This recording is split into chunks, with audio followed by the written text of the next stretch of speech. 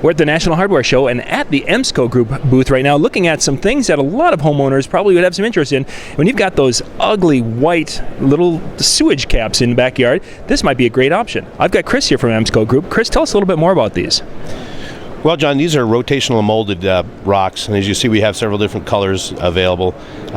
We range in small to large, and these rocks will cover any, like you mentioned, any kind of eyesore in your yard, whether it's a well cover, a pump cover.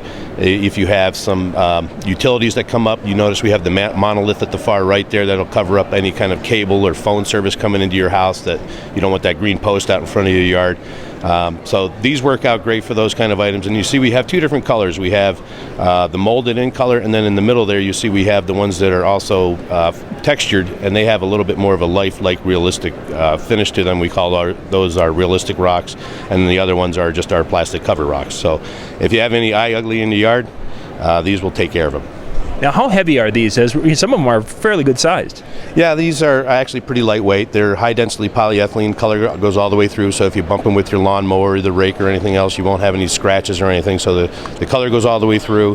They're very lightweight. They're just heavy enough to actually stay in the spot that you put them in, but if you're in a very windy spot, they also include some land anchors, so you can actually slide them right in with the spikes that will hold them down to the ground.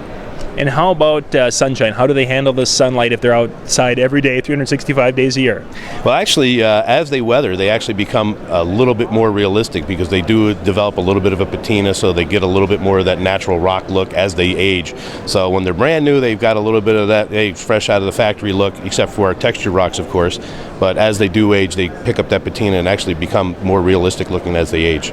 Wow, that sounds great, Chris. If people would like to find out more information about these, where could they go? Well, you can look us up on emscogroup.com. That sounds great. We are at the National Hardware Show.